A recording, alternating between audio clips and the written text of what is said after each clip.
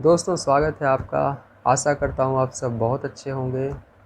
दोस्तों पठन के इस कड़ी में आज एक नया एपिसोड, और पठन के इस एपिसोड में हम बात करेंगे भोजपुरी भाषा की।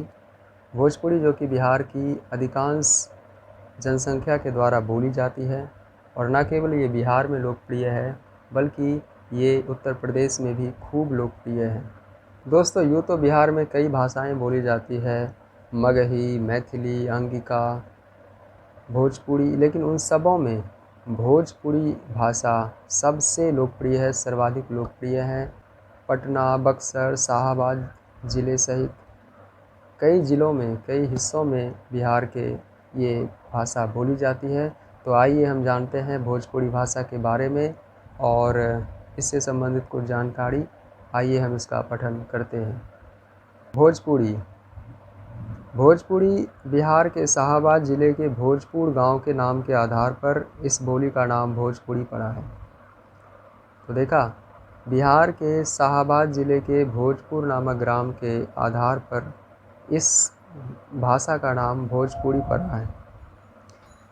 मागधी अपभ्रंश के पश्चिमी रूप से विकसित इस बोली का क्षेत्र बनारस, जौनपुर, मिर्ज़ापुर, गाजीपुर, बलिया, गोरखपुर, देवरिया, आजमगढ़, बस्ती, शाहाबाद, चंपारण, सारण और आसपास का कुछ क्षेत्र है। तो आपने देखा कि इसमें न केवल बिहार शामिल है बल्कि उत्तर प्रदेश के भी कई ज़िले इसमें शामिल हैं। जैसा कि मैंने आपको शुरू में बताया कि हिंदी भाषी क्षेत्रों में सर्वाधिक लोकप्रिय भाषा है भोजपुरी। आगे देखिए, हिंदी प्रदेश की बोलियों में भोजपुरी बोलने वाले सबसे अधिक हैं, है ना। आगे, भोजपुरी में मुख्यतः लोक साहित्य ही मिलता है और शिष्ट साहित्यों की संख्या बहुत कम है। ये भोजपुरी का एक, आप कह सकते हैं कि एक इसमें उदासीनता ये है कि लोक साहित्य इसमें बहुतायत में मिल जाएंगे आपको, जो कि लोक साहित्य जो स्थानीय लोगों में लोकप्रिय होते हैं, लेकिन शिष्ट साहित्य जिस माध्यम का आधार लेकर बड़े बड़े कवि अपनी रचनाओं को करते हैं, अपनी कविता की रचना करते हैं, उनमें इन भाषा का उपयोग आपको बहुत कम मिलेगा या फिर ना के बराबर मिलेगा। आप जानते हैं भारतेंदु, प्रेमचंद, प्रसाद, और प्रसाद मतलब महावीर प्रसाद आदि इसी क्षेत्र से रहे हैं, किंतु साहित्य में इन्होंने इसका प्रयोग नहीं किया। तो भारतेंदु हरिश्चंद्र कवियों में श्रेष्ठ कवि हैं। प्रेमचंद आप तो जानते ही हैं, मतलब हिंदी साहित्य और प्रेमचंद एक दूसरे के पर्यायवाची अगर कहेंगे तो इसमें कोई अतिशयोक्ति नहीं होगी। और महावीर प्रसाद भी अपने समय के कवियों में काफ़ी प्रसिद्ध थे।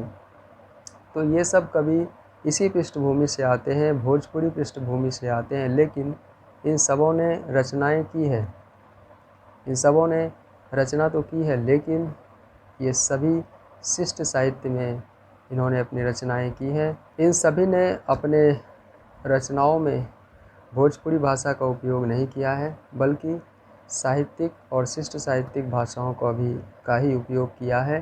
तो दोस्तों ये था भोजपुरी से संबंधित कुछ जानकारी जो मैंने आपके साथ साझा की। आशा करता हूँ कि आपको ये जानकारी अच्छी लगी होगी। अगर आपको ये जानकारी अच्छी लगी तो कृपया चैनल को सब्सक्राइब करिए, लाइक करिए, अच्छा नहीं लगा तो अनलाइक करिए और अपने दोस्तों के साथ शेयर करिए।